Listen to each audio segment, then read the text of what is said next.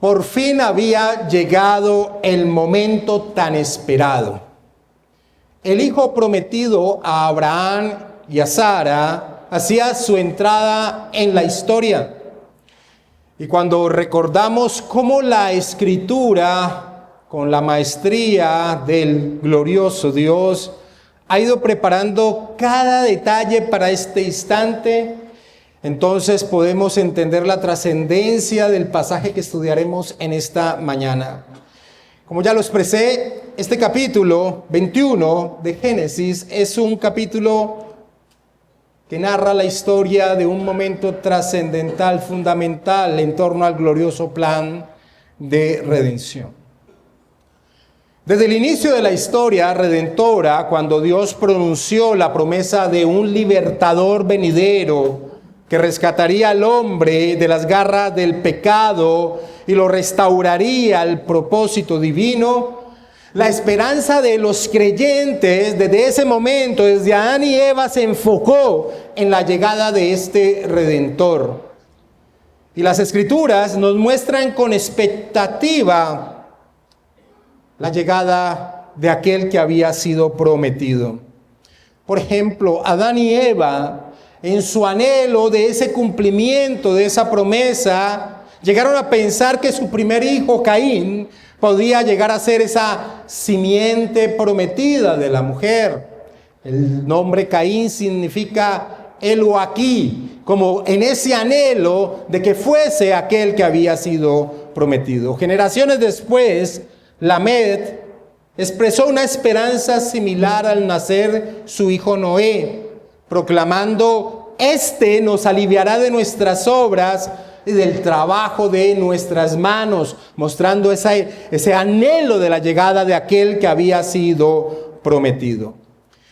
Tras el juicio de Babel y la dispersión de las naciones, Dios vuelve a concentrar su promesa redentora en el seno de una familia específica, la familia de Abraham. Sin embargo, las Escrituras resaltan desde el mismo principio de la historia de la familia de Abraham la imposibilidad humana en torno al cumplimiento de esa promesa. Por favor, vayamos a Génesis capítulo 11 y leamos el versículo 29 y 30, cuando se nos empieza a introducir la historia de Abraham y su familia. Génesis capítulo 11, versículo 29 y 30. Y tomaron a Abraham y Nacor para sí mujeres. El nombre de la mujer de Abraham era Sarai, y el nombre de la mujer de Nacor, Milca, hija de Aram, padre de Milca y de Isca. Mas Sarai era estéril y no tenía hijo. Desde el mismo momento en que se introduce a Abraham en la historia, se enfoca en torno a la imposibilidad que por acciones humanas se pudiese llegar a cumplir la promesa de aquel que habría de venir. La esposa de Abraham, Sarai, era estéril, y la promesa se centraba en una simiente, en descendencia. Génesis capítulo 12, versículo 2. Dios le dice a Abraham: "Y haré de ti una nación grande, y te bendeciré, y engrandeceré tu nombre, y serás bendición". Versículo 7. Y apareció Jehová a Abraham y le dijo: "A tu descendencia daré esta tierra".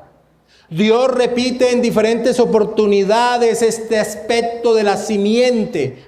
Capítulo 13 de Génesis, versículo 16. Y haré tu descendencia como el polvo de la tierra, que si alguno puede contar el polvo de la tierra, también tu descendencia será contada. Génesis 15, versículo 5. Y lo llevó fuera y le dijo: "Mira ahora los cielos y cuenta las estrellas si las puedes contar". Y le dijo: "Así será tu descendencia". Pero el problema era: ¿cómo podría cumplirse esa promesa? Sarai era estéril. Vemos que en el desarrollo del tiempo, Sara, en su desespero, recurre al esfuerzo humano por hacer que la promesa de Dios se cumpla. Y por eso planea que sea por medio de su esclava egipcia Agar que ella le dé un hijo a Abraham. Pero hermanos, la mano del hombre involucrada en el plan divino solo trae dolor y confusión. Y eso es lo que sucede con esta familia. Dios claramente señala una vez más que será Sara, que le dará un hijo a Abraham, y a partir de él es que la promesa divina se desarrollaría. Capítulo 17, versículo 19 de Génesis. Respondió Dios: ciertamente Sara tu mujer te dará a luz un hijo y llamarás su nombre Isaac, y confirmaré mi pacto con él como pacto perpetuo para sus descendientes después de él. Pero el tiempo pasa, más de 25 años desde que recibieron la promesa inicial. Abraham y Sara ya son viejos, a los ojos del hombre no hay posibilidad alguna, pero Dios pregunta, capítulo 18, versículo 14. ¿Hay para Dios alguna cosa difícil? Al tiempo señalado volveré a ti, y según el tiempo de la vida, Sara tendrá un hijo. Y aquel tiempo, un año después aproximadamente de estas palabras, llegó el momento. Y así que, aunque esperaríamos que con toda esta contexto que ha preparado la escritura en torno a la llegada del cumplimiento de ese hijo de Abraham y Sara, esperaríamos una gran exposición de ese evento. La bendita palabra del Señor se limita a resaltar la fidelidad de Dios. Eso es lo que hace la palabra del Señor. Leamos Génesis capítulo 21, que es el texto que vamos a estudiar en esta mañana. Y leamos el versículo 1 y 2 y miremos cómo la escritura, habiendo preparado todo este contexto, lo que va a resaltar es la bendita fidelidad de Dios a su palabra. Miremos cómo lo hace. Leamos Génesis 21, versículo 1 y 2. Visitó Jehová a Sara como había dicho, e hizo Jehová con Sara como había hablado. Y Sara concibió y dio a Abraham un hijo en su vejez, en el tiempo que Dios le había dicho.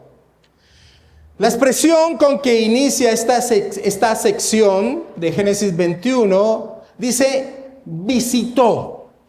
Y esa expresión visitó lo que hace es resaltar el actuar divino en la historia de la redención. En diferentes momentos de la historia de la redención vamos a encontrar que Dios visita, algunas veces en un aspecto de juicio y en otras veces en aspecto de bendición, como en este caso. Pero esa expresión lo que señala es el actuar divino en medio de la historia de la redención. Todo sucedió como lo enfatiza el texto, repitiendo constantemente como había dicho, como había hablado, en el tiempo que Dios le había dicho. Todo sucedió como Dios lo había prometido, en el tiempo que Él lo había determinado. De allí la comprobación de tiempo que se nos da en el versículo 5 de Génesis 21. Y era Abraham de 100 años cuando nació Isaac, su hijo. Esa expresión nos ayuda a entender que se cumplió tal cual como Él lo había expresado hacía exactamente un año atrás, en torno a que se cumpliría en torno al nacimiento de el hijo de Sara. ¿Cuál fue la respuesta de Abraham ante la llegada de este momento tan esperado? Es un momento de sumo gozo. Pero ¿cuál es la respuesta que tiene Abraham? La escritura resalta una acción que expone que Abraham crecía en torno a su relación con el Señor. Su respuesta ante la gracia de Dios manifestada en el cumplimiento de su promesa fue esta, hermanos: obediencia. Obediencia, versículo 3 y versículo 4 de Génesis 21. Y llamó Abraham el nombre de su hijo que le nació, que le dio a luz Sara, Isaac.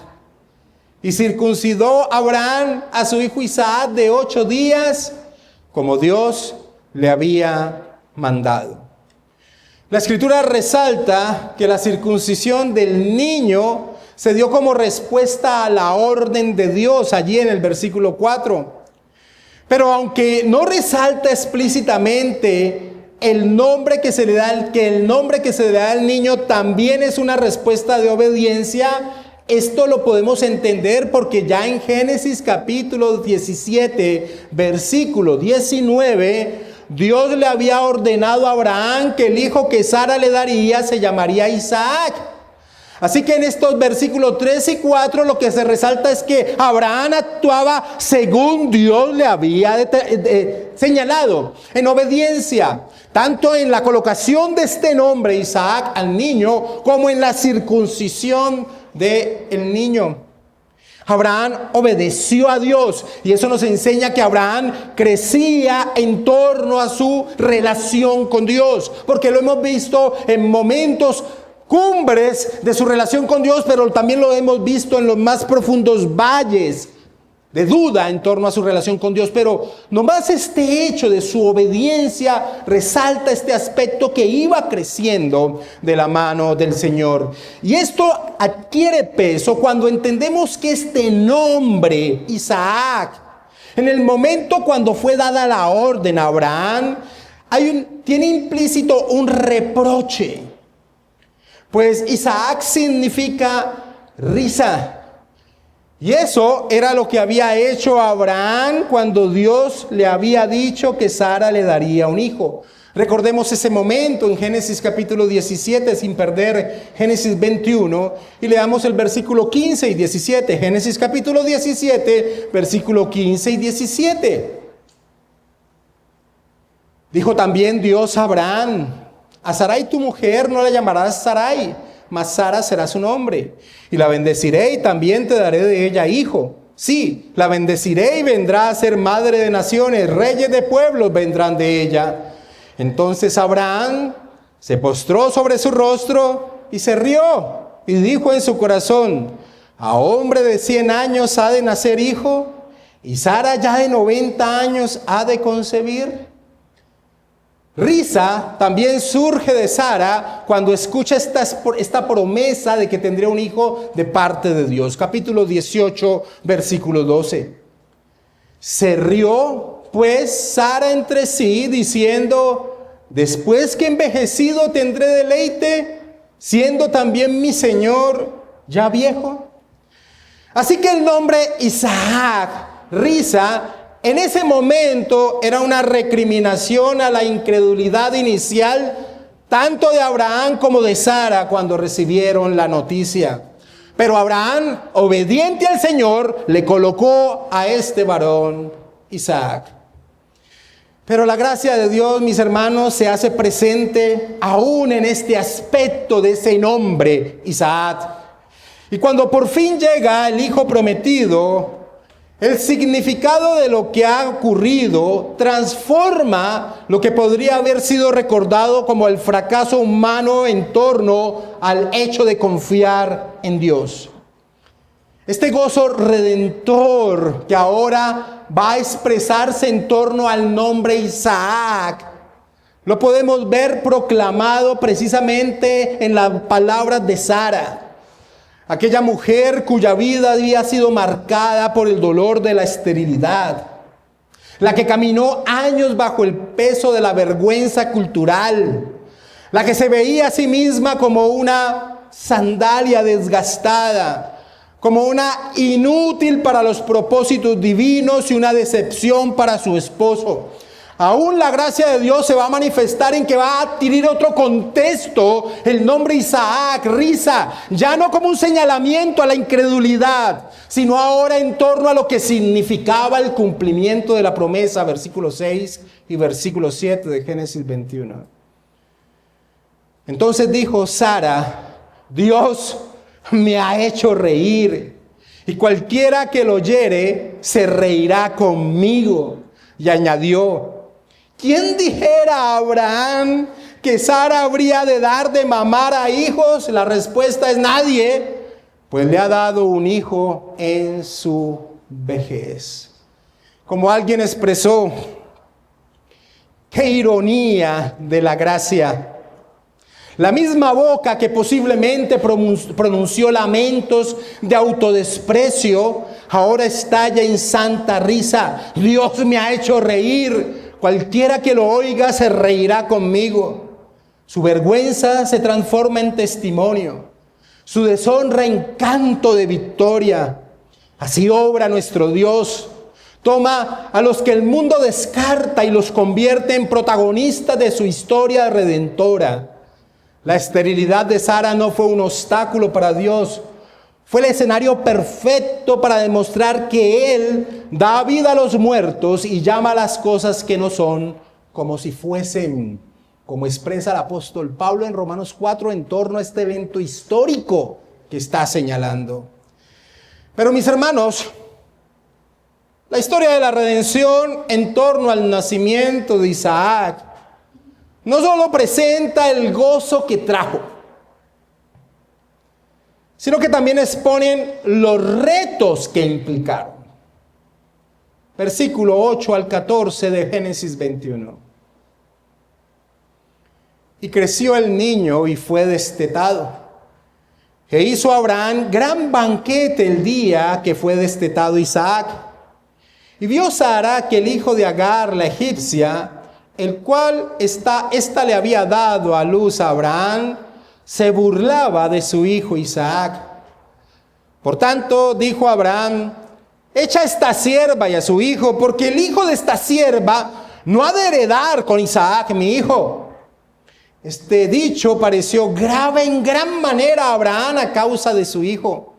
Entonces dijo Dios a Abraham: no te parezca grave a causa del muchacho y de tu sierva.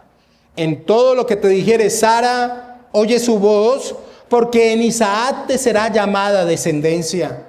Y también del hijo de la sierva haré una nación, porque es tu descendiente. Entonces Abraham se levantó muy de mañana y tomó pan y un odre de agua y lo dio a Agar, poniendo sobre su hombro, y le entregó el muchacho y la despidió. Y ella salió y anduvo errante por el desierto de Berseba. En las culturas antiguas, el destete de un niño ocurría aproximadamente a los 3 años.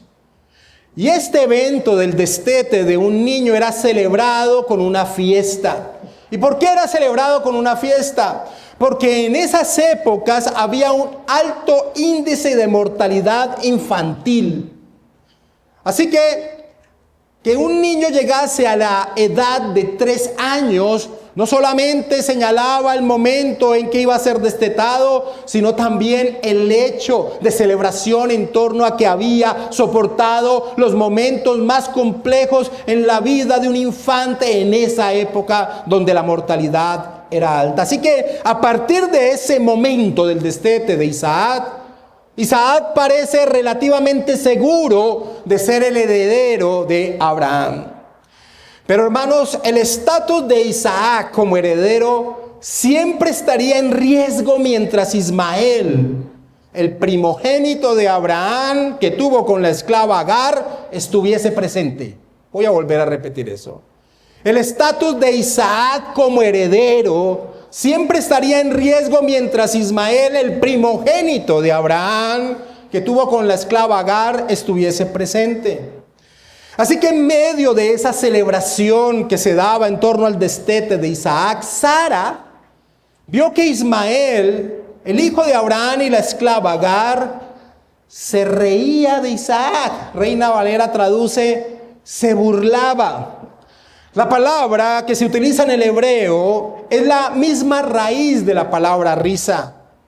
Esa palabra que se vincula con el nombre de Isaac, o que es el significado de Isaac, y que ha sido tan referenciado en los versículos anteriores. Así que nos preguntamos, ¿en qué sentido esa risa de Ismael hacia Isaac? ¿En qué sentido es esa burla de Ismael hacia Isaac? Hay un libro judío que se escribió en el periodo intertestamentario, es decir, entre el momento en que Dios deja de dar revelación, aproximadamente en la época del profeta Malaquías, hasta la llegada de Juan el Bautista. Eso es lo que conocemos como el periodo intertestamentario, los 400 años de silencio. En ese periodo se escribieron muchos libros dentro de la cultura judía que nos permiten entender cómo ellos entendían las escrituras del Antiguo Testamento. Hay un libro escrito en ese periodo llamado el Libro de los Jubileos, también conocido como el Pequeño Génesis. Este libro, que expone la tradición judía en torno a este evento, dice: y Sara vio a Ismael tocando y bailando, y Abraham se regocijaba con gran alegría en Ismael. Y Sara vio a Ismael tocando y bailando, y Abraham se regocijaba con gran alegría en Ismael.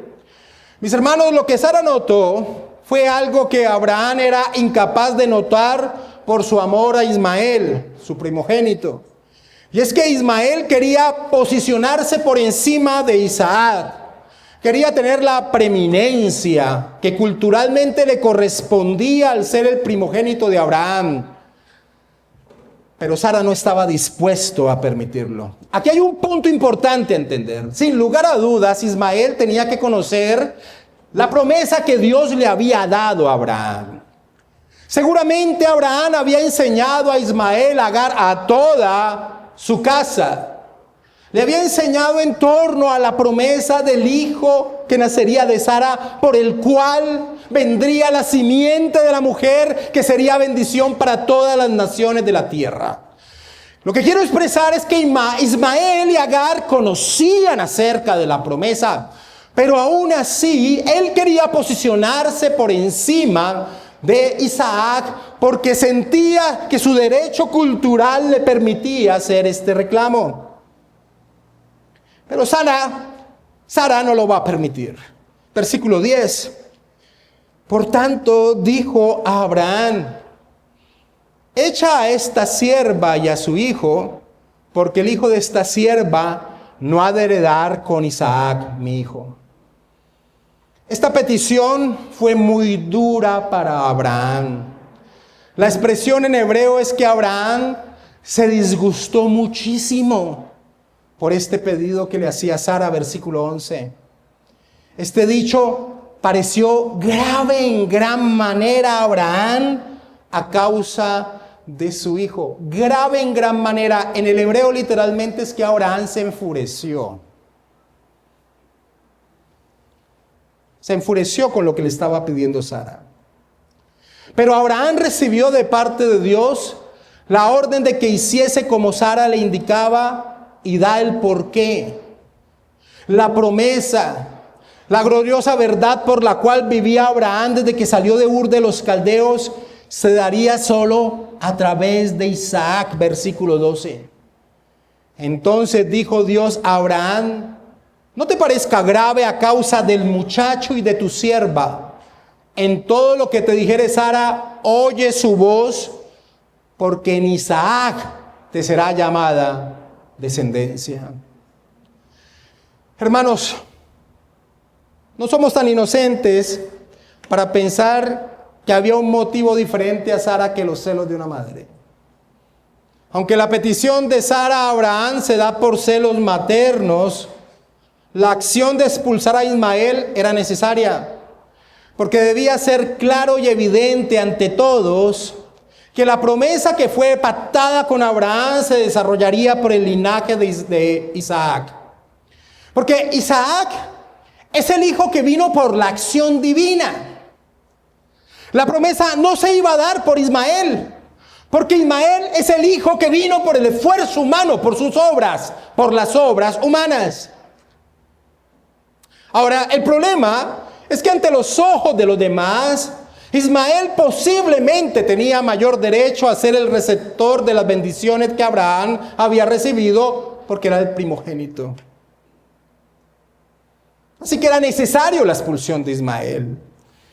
Y esta, mis hermanos, es una de esas ocasiones donde vemos que la voluntad de Dios se cumple aún por encima de la pecaminosidad del hombre. En este caso, los celos de Sara. Milton Hamilton lo comenta así: en un punto Sara tiene razón, pero por la razón equivocada. Ismael no compartía la herencia con Isaac, pero eso no es por la mezquindad, los celos o las trampas de Sara. Es porque Dios ha decretado que la línea de la promesa de Abraham continuara a través de Isaac. Aquí hay un ejemplo, dice Hamilton, de Dios usando la ira de un ser humano para lograr sus propósitos. Una disputa familiar se convierte en la ocasión en la que los propósitos y programas soberanos de Dios son transmitidos, termina señalando Hamilton.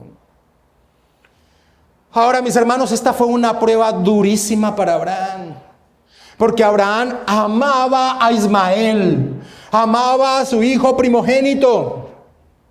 Pero también vemos aquí que a través de ese dolor Dios seguía formando a Abraham.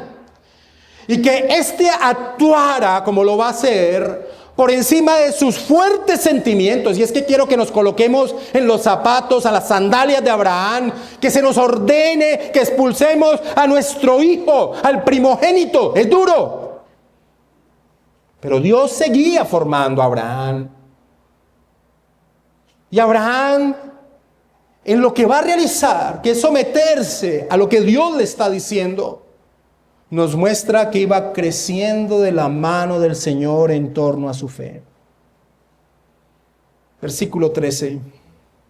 Dios le da un consuelo en torno a su hijo Ismael. Le dice: y también del hijo de la sierva haré una nación, porque es tu descendiente.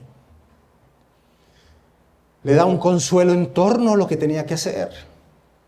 Abraham lo que va a realizar, y a veces no es entendido a simple lectura, Abraham lo que va a realizar es entregarle la libertad a Agar y a darle el derecho de su hijo a ella, y los expulsa al desierto, versículo 14. Entonces Abraham se levantó muy de mañana, y nosotros hemos encontrado y encontraremos en las escrituras que cuando se nos expresa que alguien en torno a la orden de Dios se levanta temprano es una muestra de obediencia. Lo hemos visto la semana pasada con Abimelech cuando se despertó del sueño que había tenido. Lo veremos más adelante en torno a la historia de Abraham, pero aquí también se nos resalta obediencia. Y entonces Abraham, versículo 14, entonces Abraham se levantó muy de mañana y tomó pan y un odre de agua y lo dio a Agar poniéndolo sobre su hombro y le entregó el muchacho, literalmente la expresión es, y colocó al muchacho sobre el hombro de Agar. Cosa imposible porque para esta época Ismael debía tener unos 17 años. La expresión lo que está señalando es que le está entregando, si pudiéramos expresarlo así, la patria potestad a Agar sobre su hijo. Se lo está dando. Eso implicaba lo que estaba haciendo Abraham. Entonces Abraham se levantó muy de mañana y tomó pan y un odre de agua y lo dio a Agar poniéndolo sobre su hombro. Y le entregó el muchacho y la despidió. Y ella salió y anduvo errante por el desierto de Berseba. Qué duro para Abraham, mis hermanos. Pero Dios estaba preparando todo el contexto para la prueba sublime de la fe de Abraham. Paso a paso, Dios estaba preparando en Abraham a un hombre en torno a la prueba sublime en pos de la promesa. Lo que sucedió con Agar e Ismael es una historia dramática, pero que también nos enseña la gracia común de Dios para con todos. Estando a punto de morir, tanto Agar como Ismael en el desierto por falta de agua, Dios escucha el llanto del muchacho. Recuerda que Ismael significa Dios oye. Dios escucha el llanto del muchacho y acude a su necesidad, versículo 15 al 21. Y le faltó el agua del odre y echó al muchacho debajo de un arbusto. Y se fue y se sentó enfrente a distancia de un tiro de arco porque decía: no veré cuando el muchacho muera. Y cuando ella se sentó enfrente, el muchacho alzó su voz y lloró. Y oyó Dios la voz del muchacho. Y el ángel de Dios llamó a Agar desde el cielo y le dijo: ¿qué tienes, Agar? No temas, porque Dios ha oído la voz del muchacho en donde está. Levántate, alza al muchacho y sosténlo con tu mano, porque yo haré de él una gran nación. Entonces Dios le abrió los ojos y vio una fuente de agua, y fue y llenó el odre de agua y dio de beber al muchacho.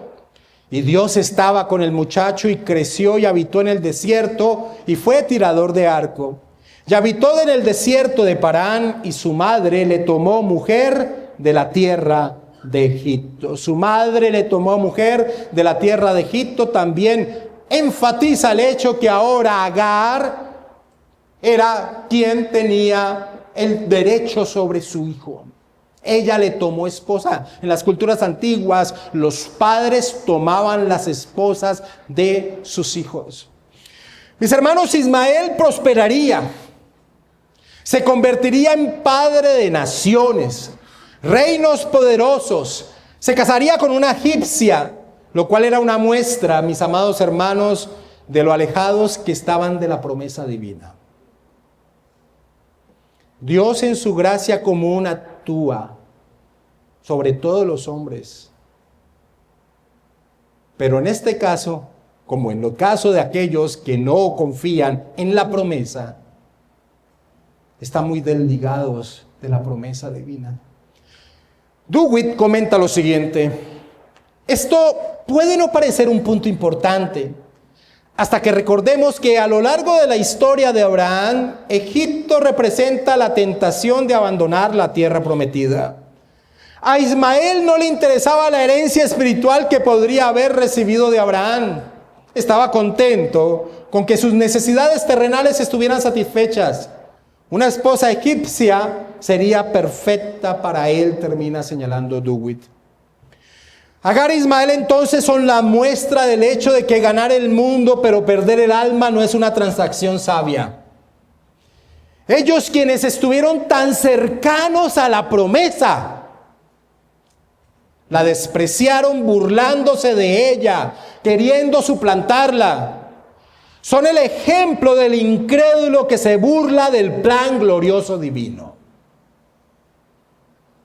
Ahora, Agar e Ismael son el ejemplo que transcurre toda la historia de la redención del incrédulo que se burla del plan glorioso divino. Como alguien expresó, su burla a Isaac no fue simplemente una travesura infantil.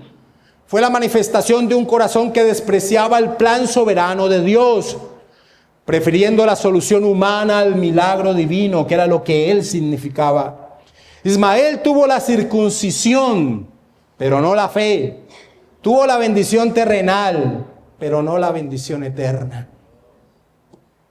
Ismael recibió la gracia común, pero no la gracia salvadora. De allí que en esta historia, mis amados hermanos, y no sé si lo notaron, en esta historia de Génesis 21 nunca se expresa el nombre Ismael, sino que se habla de él como el muchacho, el hijo de la esclava. Y esto porque si bien Ismael tenía una relación biológica con Abraham, no tenía una relación espiritual con Dios. Y hermanos, esta es la historia de la redención. Ahora nos hacemos la pregunta clave: ¿cuál era la intención que tenía Moisés al relatar esta historia al pueblo israelita que lideraba por el desierto hacia la tierra prometida?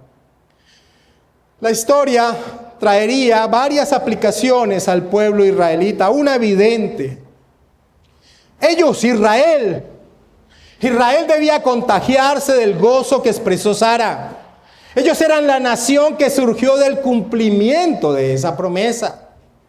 Así que Israel, aún en medio de dificultades que enfrentaba en su peregrinaje y las que llegaría a enfrentar al entrar a la tierra prometida, Israel debía tener presente que su surgimiento como nación había sido por la voluntad de Dios. Así que Israel debía confiar en Él, en Dios, sean cual fueren las circunstancias que enfrentaban. Ellos eran parte de un plan divino, y ese plan divino se cumpliría. Unido a esto, la historia que Israel escuchaba ilustraba la verdad de que la fe y la incredulidad son incompatibles.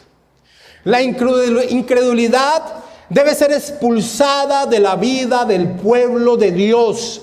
Ellos lo habían experimentado con sus padres. Esta segunda generación había visto a sus padres morir en el desierto por 40 años por la incredulidad. Y esta historia enseñaba que la incredulidad no puede hacer presente en medio del pueblo de Dios.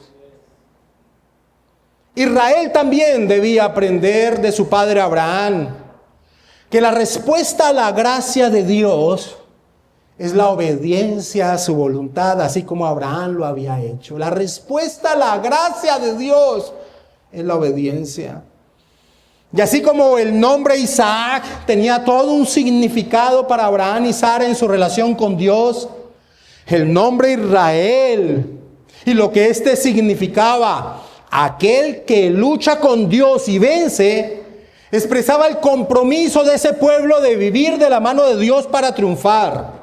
Lo cual la circuncisión exponía al vincularlos con la ley. Tenían que estar sometidos a la ley de Dios. Israel, escuchando esta historia, también sería impulsado a desalojar a las naciones que estaban ocupando el territorio de la tierra que Dios le había prometido. Porque al igual que Ismael, que siendo aún un hijo de Abraham, no tenía el derecho a ser receptor de las promesas dadas a Abraham, esas naciones que estaban en Canaán no tenían el derecho de poseer lo que Dios había prometido a Abraham, su padre, y a este pueblo. Así que múltiples enseñanzas traía esta historia el pueblo israelita. Debían confiar en Dios y no en la mano del hombre. Ahora nos preguntamos, ¿cómo esta historia se vincula con nuestro Señor Jesucristo? Directamente. Las palabras de Sara, esas palabras de júbilo, resonarían con mayor potencia en el futuro. Esa expresión, y cualquiera que lo oyere, se reirá conmigo. Ese nacimiento sorprendente de Isaac y ese gozo que trajo, apuntaban a un nacimiento milagroso mayor y a un gozo mayor cuando la simiente prometida viniese y llenaría de gozo no solo a una familia, sino que ese que estaba vinculado con el desarrollo de la historia de la redención por medio de Isaac, aquel que vendría era la simiente prometida de Abraham, que sería bendición para todas las naciones de la tierra, no solo para una familia. Recordemos, como Pablo nos enseña, a Abraham fueron hechas las promesas y a su simiente. No dice y a las simientes como si hablase de muchos. No, no es Israel, sino como uno. Y a tu simiente, la cual es Cristo, dice Pablo en Gálatas capítulo 3, versículo 16. Como alguien expresó, las palabras de Sara resonaron con significado profético que trascendió su momento histórico. Cualquiera que lo oyere se reirá conmigo. Este nacimiento milagroso, donde Dios hizo reír a la estéril, no fue solo un evento personal, sino un eco anticipado del mayor nacimiento sobrenatural cuando el Verbo se hizo carne. Isaac, el hijo de la risa, era la sombra de aquel que traería gozo eterno, Cristo, la simiente prometida, cuya llegada haría exclamar, como lo expresó las huestes de ángeles a los pastores en Belén: os traigo buenas nuevas de gran gozo, que serán para todo el pueblo. Si el nacimiento de Isaac hizo reír a una familia, el de Jesús hizo cantar a los ángeles.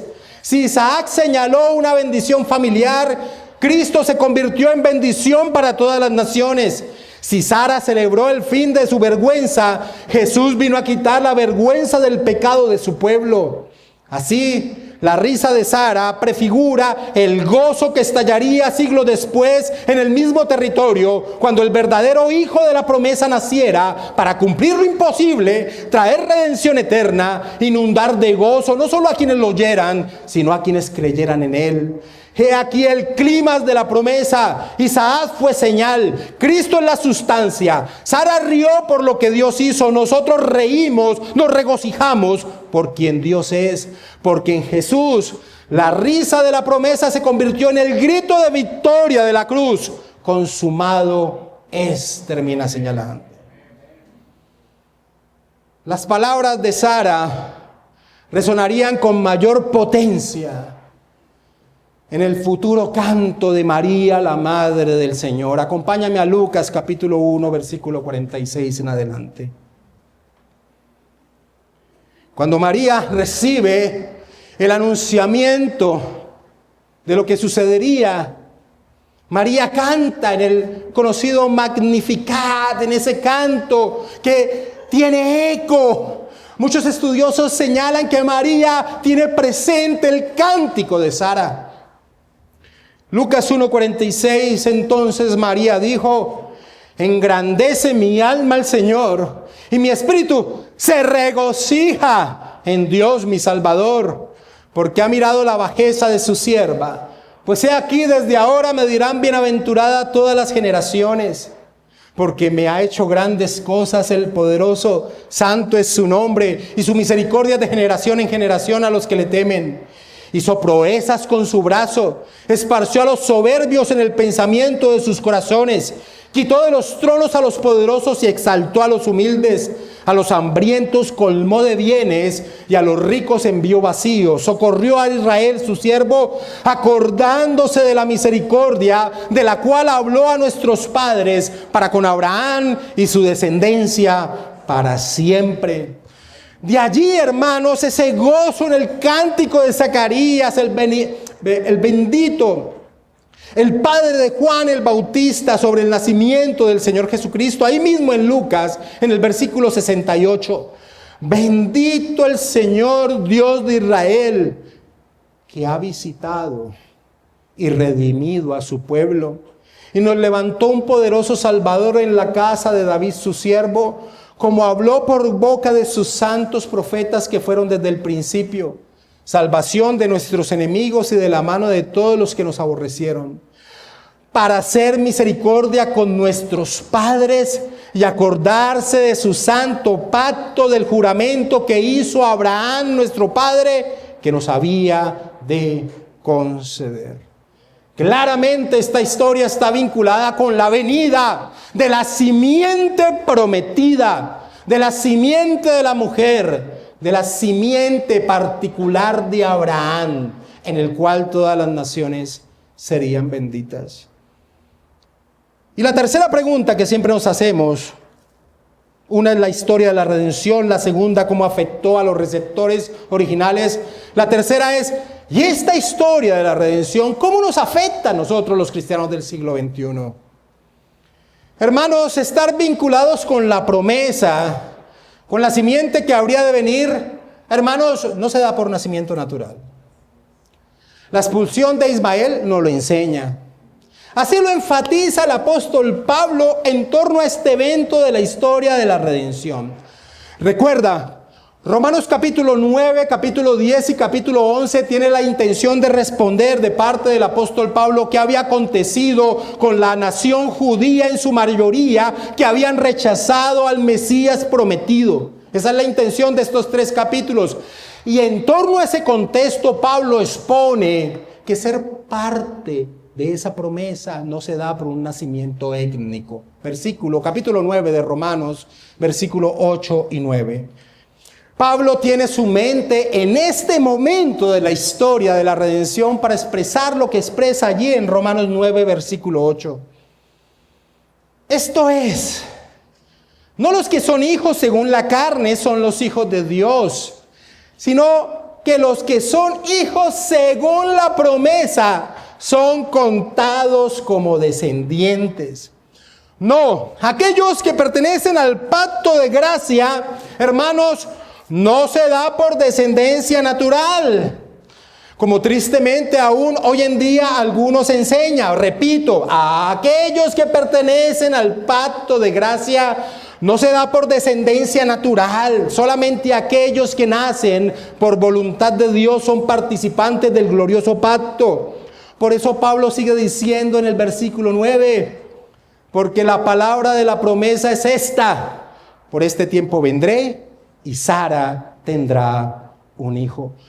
La obra de Dios, no hay nada involucrado de hombre allí, es la obra milagrosa de Dios quien permite ser parte de este vínculo, de este linaje prometido. Es por la acción del Santo Espíritu de Dios que hemos creído en Jesús. Y de esa manera, hermanos, somos la descendencia espiritual de Abraham, sus hijos. Gálatas capítulo 3, versículo 7. Pablo dice: sabed por tanto, hermanos, Gálatas 3:7, sabed por tanto que los que son de fe, estos son hijos de Abraham. Capítulo 4, versículo 28 de Gálatas. Así que, hermano, mira lo que le dice Pablo a los creyentes de la región de Galacia, que en su mayoría son gentiles. Así que, hermanos, nosotros, ¿como quién? Como Isaac, somos hijos de la promesa. ¿Cómo así? ¿Por qué? ¿Cómo puede vincular Pablo el nacimiento de Isaac con el nacimiento de los que son creyentes? Porque los dos nacen solo por la voluntad de Dios. Los dos nacen solo por el actuar divino. El actuar humano no está presente. Pablo, hablando de la promesa de Dios a Abraham, expresa lo siguiente en Romanos capítulo 4, versículo 16.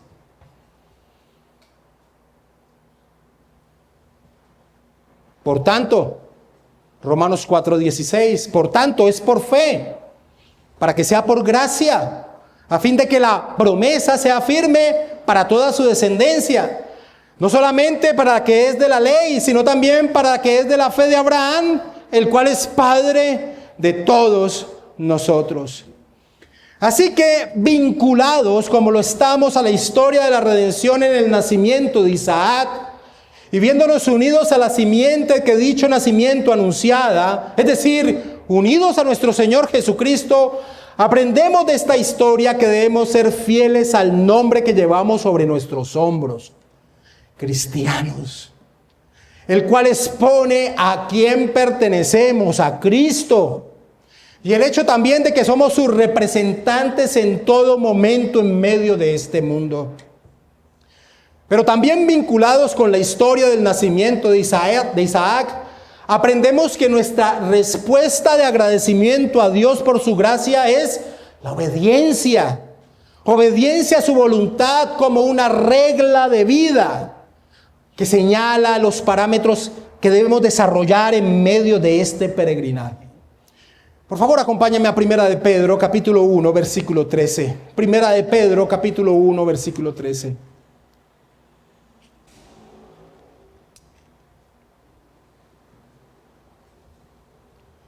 Pedro dice allí, en torno a la vida del cristiano: por tanto, ceñid los lomos de vuestro entendimiento, sed sobrios y esperad por completo en la gracia que se os traerá cuando Jesucristo sea manifestado. Como hijos obedientes, no os conforméis a los deseos que antes tenías estando en vuestra ignorancia, sino como aquel que os llamó es santo, sed también vosotros santos en toda vuestra manera de vivir, porque escrito está: sed santos, porque yo soy santo. Cristianos, mis hermanos. Llevamos un nombre, cristianos, y los nombres tienen implicaciones dentro de la historia de la redención. Así como Isaac tuvo una implicación, así como Israel tenía una implicación, cristianos tienen una implicación en la historia de la redención. Le pertenecemos a Cristo y somos sus representantes. Ahora, esta historia de la redención también nos trae una advertencia. Y la advertencia es esta: somos salvos solamente por la fe en Jesucristo. Vincular cualquier aspecto de obra humana, cualquier aspecto de mérito humano, por más pequeño que sea, es tergiversar la obra que solo Dios pudo realizar. Es como si repitiéramos el error de Abraham y Sara de tratar de ayudar a Dios a cumplir la promesa vinculando a Agar en el desarrollo de la historia de la redención. Es por eso, mis amados hermanos, que el apóstol Pablo trae este momento histórico cuando en medio de las iglesias de Galacia, un grupo de judíos que supuestamente creían que Jesús era el Cristo prometido, los conocidos judaizantes, este grupo les enseñaba a los creyentes gentiles de la región de Galacia que debían judaizarse primero, circuncidarse y someterse plenamente a la ley para que de esa manera realmente fueran salvos. Es decir, hacer obras para ser salvos. Esta historia de la redención, Pablo la va a utilizar para destruir ese señalamiento de que alguien debe cumplir algo para ser salvo. Lo que este grupo de judaizantes enseñaba se resume en lo que encontramos en Hechos capítulo 15, versículo 1. Allí, en medio de lo que se conoce como el Concilio de Jerusalén, que iba precisamente a tratar este tema, dice: entonces algunos que venían de Judea enseñaban a los hermanos: si no os circuncidáis conforme al rito de Moisés, no podéis ser salvos. Y eso era lo que estaba aconteciendo en medio de las regiones de Galacia. Pablo, en medio de ese contexto, de ese peligro que es tergiversar el evangelio, añadiendo obras, trae este momento de la historia de la redención de Génesis capítulo 21. Trae este momento de la expulsión de Agar e Ismael, para una vez más enseñarle a los creyentes de Galacia que somos salvos solamente por la fe en la persona y obra de Jesús, la simiente prometida, y no por algún tipo de obra o mérito que el hombre pueda hacer. Gálatas capítulo 4, versículo 21 en adelante.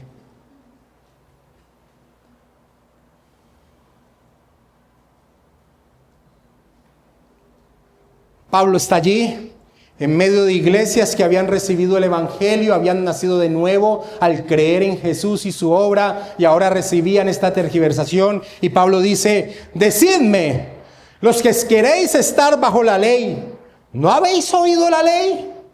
Porque está escrito que Abraham tuvo 2 hijos, uno de la esclava y otro de la libre. Pero el de la esclava nació según la carne, mas el de la libre por la promesa. Lo cual es una alegoría, pues estas mujeres son los 2 pactos. El uno proviene del monte Sinaí, el cual da hijos para esclavitud. Este es Agar, porque Agar es el monte Sinaí en Arabia y corresponde a la Jerusalén actual, pues esta, junto con sus hijos, está en esclavitud. Aquellos que querían ganar su salvación, su relación en torno a Dios por medio del cumplimiento perfecto de la ley. Versículo 26. Mas la Jerusalén de arriba, la cual es madre de todos nosotros, es libre, porque está escrito: regocíjate, oh estéril, tú que no das a luz, prorrumpe en júbilo y clama, tú que no tienes dolores de parto, porque más son los hijos de la desolada que de la que tiene marido. Así que, hermanos, nosotros, dice Pablo, como Isaac, somos hijos de la promesa. Pero como entonces el que había nacido según la carne perseguía al que había nacido según el Espíritu, así también ahora. Gordon Westham comenta: para Pablo el punto más importante es que Isaac nació siendo la promesa de Dios, y en ese sentido anticipa a los creyentes gentiles en el plan de Dios, mientras que Ismael, nacido por artificio humano, es un precursor de los judíos que buscan la salvación a través de las obras de la ley. Así como Ismael quería ocupar el sitio que solo le correspondía a Isaac, así estos judaizantes inducían a tergiversar la manera en que alguien es salvo. Sigamos leyendo versículo 30 y 31 de Gálatas 4. Mas, ¿qué dice la Escritura? Echa fuera a la esclava y a su hijo, porque no heredará el hijo de la esclava con el hijo de la libre. De manera, hermanos, que no somos hijos de la esclava, sino de la libre. Ismael es el fruto del esfuerzo humano por lograr poseer las promesas divinas. Isaac es la acción divina que expone que si las promesas se cumplirán, serán por su sola obra. Así como era imposible para el hombre que Isaac naciese, así es imposible para el hombre ser salvo. Se depende de la gracia y el accionar divino para ello. Por eso, la seguridad que tenía Sara de permanecer para siempre en el lugar de Abraham, mientras la constante inseguridad de Agar, que se expresó con su expulsión. Allí mismo en ese contexto, en Gálatas capítulo 5, versículo 4, Pablo dice: de Cristo os desligasteis los que por la ley os justificáis, de la gracia habéis caído. Aquello que minimiza, que no le da el valor a la obra de Dios, aquellos que se burlan de ella, debe ser eliminados para que la fe pueda prosperar bajo la bendición de Dios. Así que la aplicación para nuestras vidas es evidente. Es la misma que Pablo le señala a los creyentes de la región de Galacia. ¿Cuál? Esta. Debemos vivir con la certeza de nuestra posición delante de Dios por la obra de nuestro Señor Jesucristo. Mira lo que dice Pablo en Gálatas 5:1 en este contexto. Estad pues firmes en la libertad con que Cristo nos hizo libre y no estéis otra vez sujetos al yugo de esclavitud. La seguridad de nuestra salvación, mis hermanos, por la gracia de Dios, escucha esto, porque esta es la aplicación en torno a nuestra vida y el peligro de vincular algún tipo de obras en torno a nuestra relación con Dios para ser salvos. La seguridad de nuestra salvación por la gracia de Dios en la base, el fundamento que nos permite vivir centrados en glorificar el nombre de Dios con nuestra vida. Es la base, es el fundamento, la gracia es la base, el fundamento para poder vivir para la gloria de Dios. Si se piensa que nuestra posición delante de Dios se debe en parte a lo que somos, a lo que hacemos, el resultado será, mis hermanos, orgullo. Y no hay peor orgullo que el orgullo espiritual. Es el más ridículo y el más peligroso. Antes del quebrantamiento es la soberbia y antes de la caída la altivez de espíritu, dice Proverbios 16:18. Una presunción de lo que no somos siempre tendrá como fruto el pecado, porque va a nublar la realidad de nuestro miserable ser y la necesidad de estar siempre aferrados, agarrados a nuestro Señor. Así que este es el punto principal de esta historia y el peligro que hay de tratar de vincular algún tipo de mérito humano. Cualquier tipo, por pequeño que sea, de que tú incluyas algún sentido en que creas que Dios te escogió para sí por algo que hay en ti, mis hermanos, es una raíz que va a ir creciendo y va a ir quitando tu mirada de los ojos del Señor a colocarlas en ti, y ese es un camino hacia la perdición. Y quiero terminar con dos aplicaciones más para nuestra vida, aplicaciones indirectas que podemos sacar de este momento de la historia de la redención. El primero es evidente. Debemos aprender a confiar en Dios, en que sus tiempos son perfectos y sus tiempos no son los nuestros. Así como todo sucedió tal cual como Él lo había determinado, en el preciso instante en que su sabiduría determinó en torno al nacimiento de Isaac, así como se repite en los primeros 2 versículos, en el tiempo que Él determinó, de la misma manera sucede en la vida de los suyos. Esperar en el Señor, debemos hacerlo en silencio, en el silencio de nuestras palabras, pero en el clamor constante de nuestra oración. Esperar en el Señor lo debemos hacer en el silencio de nuestras palabras, pero en el clamor constante de nuestro Señor. Y una aplicación final, una aplicación indirecta que podemos sacar de este pasaje es el siguiente. Nosotros por esta historia podemos aprender que la sujeción de una esposa a su esposo no significa silencio. Sara es señalada en las Escrituras como ejemplo de sujeción a su esposo. Te lo recuerdo en 1 de Pedro capítulo 3, versículos 5 y 6.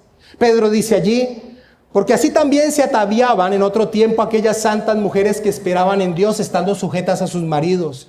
Como Sara obedecía a Abraham llamándole Señor, de la cual vosotras habéis venido a ser hijas si hacéis el bien y sin temer ninguna amenaza.